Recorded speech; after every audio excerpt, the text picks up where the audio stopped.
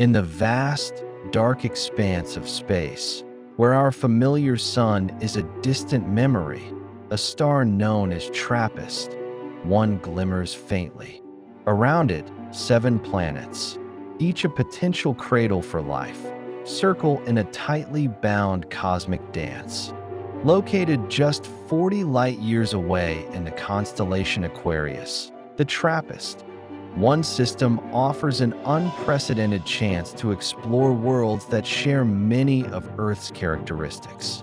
7 planets, 3 in the habitable zone, where liquid water could flow freely, have been discovered orbiting this distant, dim red dwarf. Tonight, we take you on a journey into this stellar system, through the stunning science of exoplanet research and the tantalizing possibility that life may exist not just on one, but across multiple worlds. But how likely is it that life could thrive in this distant system?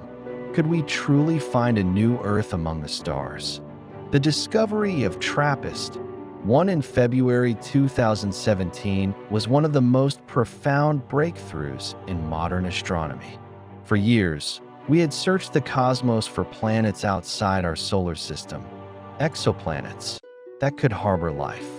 And there it was, 7 Earth-sized planets, orbiting a single star.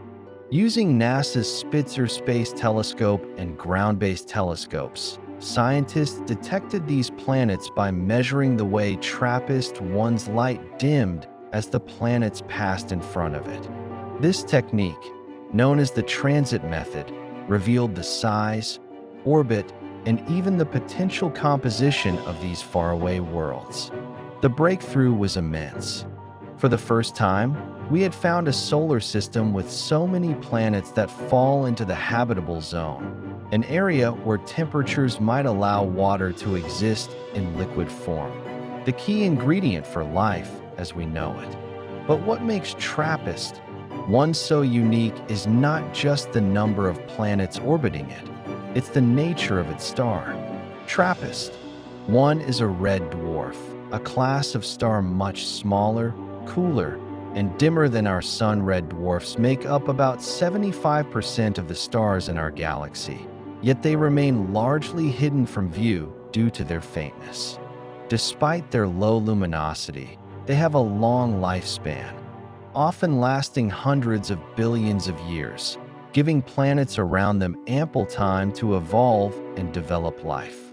However, red dwarfs come with their own challenges.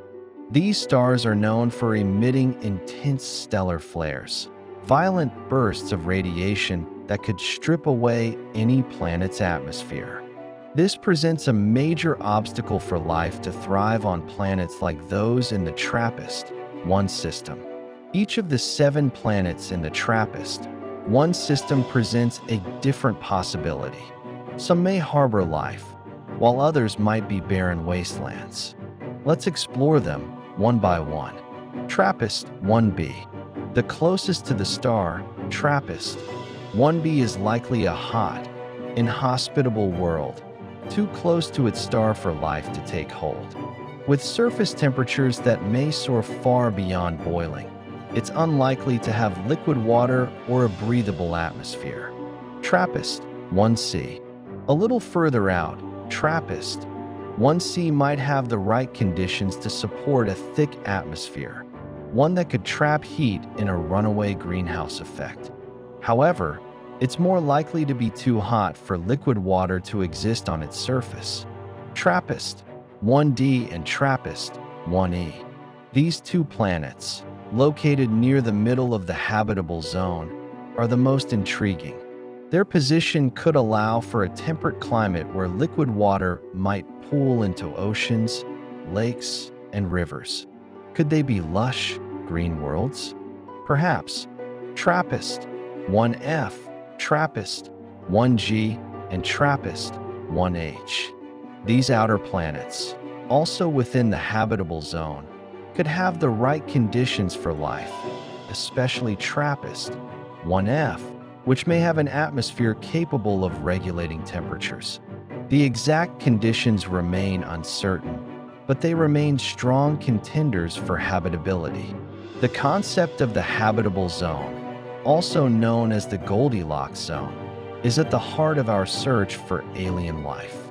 This is the region around a star where conditions are just right, not too hot and not too cold, for liquid water to exist on the surface of a planet. On Earth, water is fundamental to life. It's the solvent that carries nutrients, supports metabolism, and forms the building blocks of complex molecules. In the case of TRAPPIST-1, 3 of the 7 planets are located in this habitable zone. However, the presence of water depends on more than just temperature. The question is, can these planets retain an atmosphere? For liquid water to exist, these worlds must have a protective layer of gases to shield their surfaces from harmful radiation and regulate temperatures. However, red dwarfs like TRAPPIST-1 emit intense radiation, especially during the early phases of a planet's life. It's possible that planets closer to the star have been stripped of their atmospheres due to solar flares, leaving behind barren, lifeless rocks. But planets like TRAPPIST-1e, the most Earth-like, might have a thick atmosphere that could support water. Researchers are using spectroscopic analysis to study the light from these distant planets, looking for signatures of oxygen, methane, and other gases that are produced by life. Could microbial life survive on TRAPPIST-1e? Could it have evolved in some other form? The answers lie in the data still being gathered by next-generation telescopes like the James Webb Space Telescope, launching soon. Could life exist in this remote system? If so, what would it look like? Could we find microbes, or perhaps something even more complex? TRAPPIST-1e stands out as a prime candidate for life.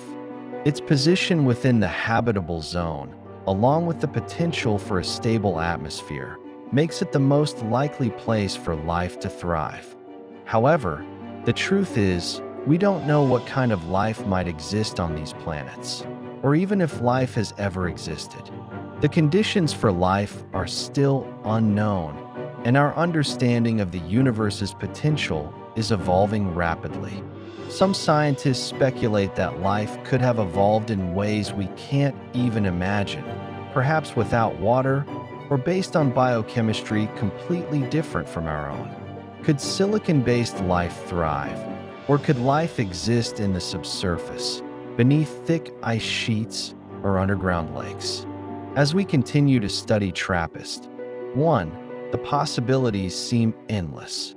New telescopes and space missions will help us answer the burning question: could there be life in our galaxy? In the coming decades, space agencies around the world may send robotic probes to explore these worlds. They could scan atmospheres, study surface conditions, and even analyze the chemical signatures of alien atmospheres.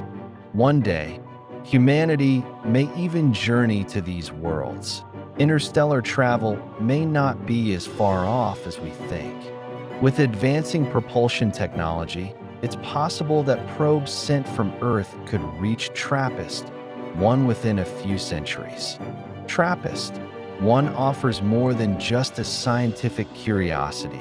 It's a mirror for us to reflect upon our own existence. As we search for life elsewhere, we are forced to ask deeper questions. What makes Earth so special? What responsibilities do we have toward preserving the fragile life we have here? And how will we react when we discover that we are not alone in the universe? Perhaps, as we journey farther into the cosmos, we will find not just new worlds, but new understandings of our place in the universe. The TRAPPIST-1 system is just the beginning. With each new discovery, we move closer to understanding whether life exists beyond Earth, and whether humanity will one day step foot on worlds that were once only science fiction. The search for life continues, and with every advance, we uncover more of the mysteries of the universe. One thing is certain: we are not alone in our curiosity, and our journey to the stars has only just begun.